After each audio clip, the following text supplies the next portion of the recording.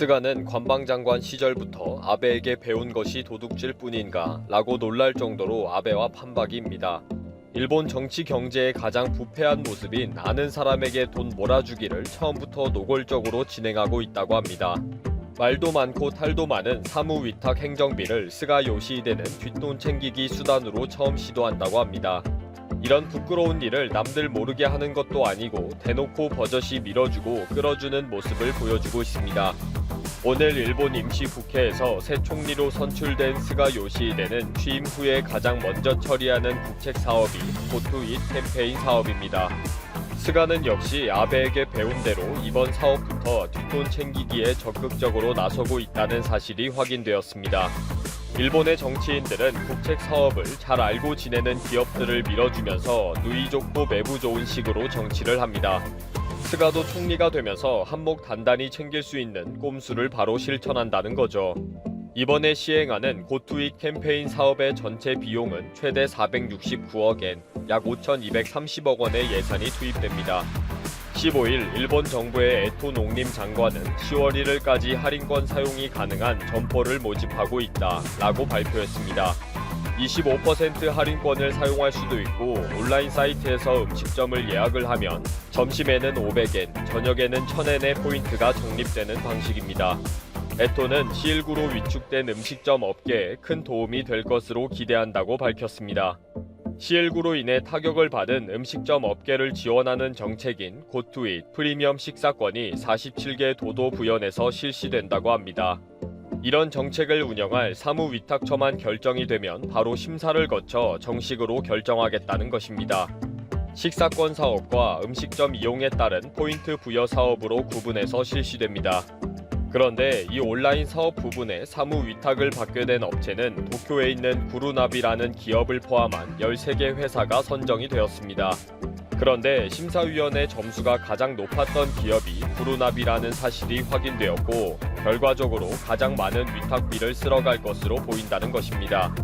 사무위탁 비용으로 61억엔, 약 680억 1,300만 원인데 상당수를 받아가게 된 것입니다. 일본에서는 이 사무위탁 비용이 과다하게 많이 지출되고 또 말도 많고 탈이 많습니다. 아베 정권 때에도 너무 터무니없는 사무위탁 비용 지출 때문에 시끄러웠으니까요. 그런데 아베 곁에서 관방장관을 근 8년간 해온 스가 요시히데는 정말 똑같이 따라하고 있습니다. 아베가 어떻게 뒷돈을 챙기는지를 옆에서 잘 봐왔기 때문입니다. 이번에 가장 높은 심사위원 점수를 받고 상당한 비용을 챙기게 된 구루나비의 창업자인 타키 히사오 회장은 스가 요시히데와 아주 절친한 사이라는 것입니다. 스가가 대표를 맡고 있는 정치단체의 수지 보고서를 확인하면 스가가 처음 의원에 당선된 1996년부터 2012년까지 타키 히사오의 또 다른 기업인 광고 대행사를 통해서 총 280만엔의 정치 자금을 기부해 왔습니다. 그리고 또 다른 자회사를 통해서 58만 8천엔을 기부한 것이 확인되었습니다. 이러한 관계에 대해 주간 문춘이 질의한 결과 구루나비는 특별한 관계는 일절 없다. 우리는 C19로 힘든 음식점을 지원하는 일에만 관심이 있다. 라고 답변을 했습니다. 스가 요시히데 측은 친밀한 관계가 채택에 영향을 미친 사실은 없다. 라고 했고요. 그럼에도 불구하고 주간 문춘은 9월 17일 발매 예정인 잡지에 스가 요시히데와 타키 히사오 사이의 특별한 관계를 자세히 폭로하겠다고 예고했습니다.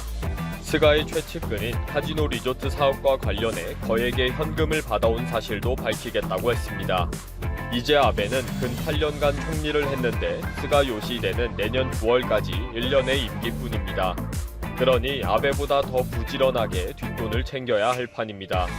다행스럽게도 지금 스가 정권이 해야 할 국민들에게 지급할 급부금과 정책 자금 지원 등이 줄줄이 남아 있습니다.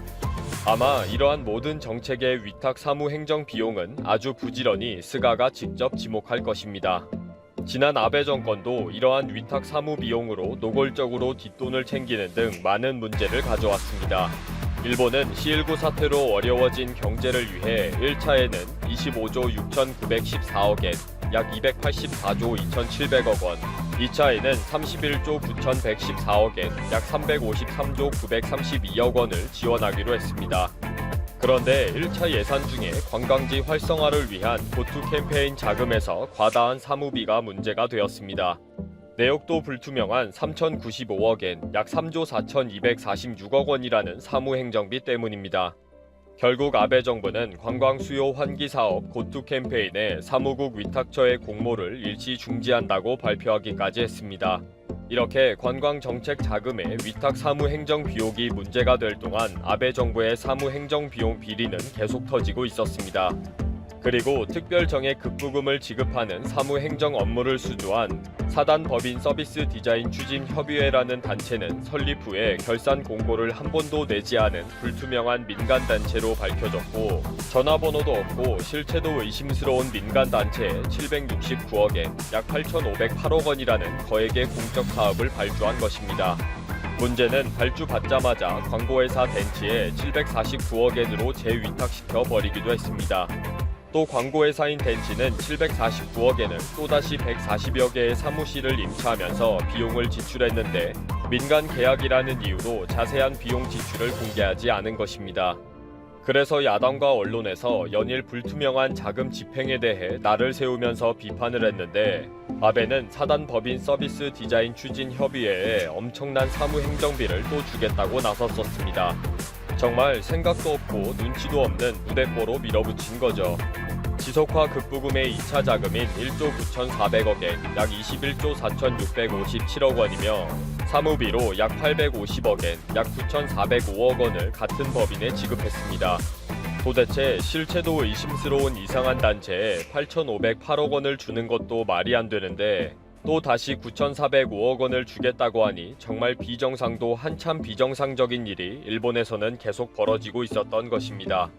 야당과 언론에서는 연일 이 문제로 아베 정부를 비판했습니다. 한번 들켰으면 어느 정도를 해야지 계속 밀어붙이는 눈치 없음은 무엇일까요? 원래 그렇게 하다 보니 불법과 탈법에 무감각해진 것 아닌가 싶습니다. 스가 요시히데의 친구 챙기기가 도를 넘어서 심사위원들조차 몰표를 주는 쇼를 했다 라고 지적을 받고 있는 이번 사업의 위탁 사무 비용은 언젠가는 큰 문제가 될 것입니다. 그런데 정말 신기한 것은 스가 요시히데의 비정상적인 위탁 사무 비용을 바라보는 사람들이 태어나다는 것입니다. 국민 세금으로 뒤로 빼돌리는 정황 증거가 있는데도 못 본 척하는 일본 국민들이 신기할 정도입니다. 다들 왜 이럴까요? 지인과 독자들로부터 10년 뒤 베트남의 미래가 어떨 것 같으냐는 질문을 많이 받았다.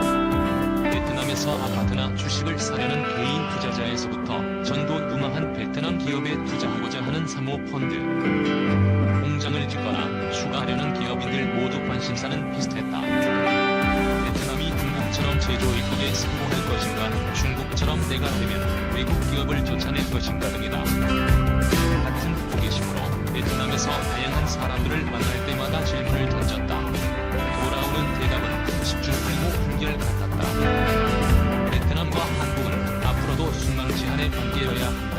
그럼에도 한국처럼 산업국가로 발전하지는 못할 것이고, 따라서 중국처럼 외국 기업을 쫓아내기는 힘들 것이다. 짧은 체류이긴 했지만 많은 사람을 만나고 많은 곳을 돌아다닌 기자 역시 이들의 의견에 맞장구를 치곤 했다. 이런 논리에 따라 베트남의 미래를 묻는 질문에 이렇게 답했다. 베트남은 한국의 경쟁자가 될 수 없으니 공생 관계가 더 오래 갈 것이다. 베트남을 많이 갈수록 이 나라의 미래를 비관적으로 보는 데엔 어떤 이유가 있는 것일까? 자는 공산당 일당 지배 체제를 꼽기도 하고 부정부패와 이로 인한 사회 양극화를 원인으로 지목하는 전문가들도 꽤 있다.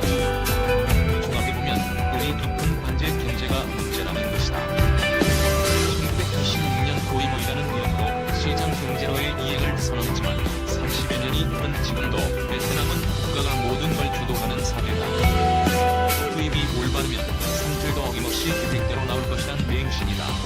관제 경제의 특징은 계획지상주의다. 1980년대 초까지 베트남 경제는 15명으로 구성된 국가계획위원회가 좌지우지했다. 전국에서 이모작을 하는 나라가 쌀 부족에 시달렸다. 결과는 모두 아는 바다. 개혁개방 이후 SPC는 사라졌지만 계획 지상주의는 사라지지 않았다. 베트남 정부는 지금까지도 5년 혹은 10년 단위로 무수한 계획을 쏟아내고 있다. 2030년까지 기업 100만 개, 기술 창업회사 10만 개를 만들어 2045년이면 한국, 중국과 어깨를 나란히 하는 고소득 국가로 진입하겠다는 식이다. 5년 단위로 치러지는 그들만의 선거 때마다 워낙 많은 계획들이 발표되다 보니 무엇이 이행됐고 실패했는지를 따지는 이들도 없다. 뿌리 깊은 관제 경제가 낳은 가장 큰 폐해는 민간의 혁신을 차단하고 있다는 점이다. 베트남 정부는 거창한 계획을 내놓을 때마다 기업들을 동원한다.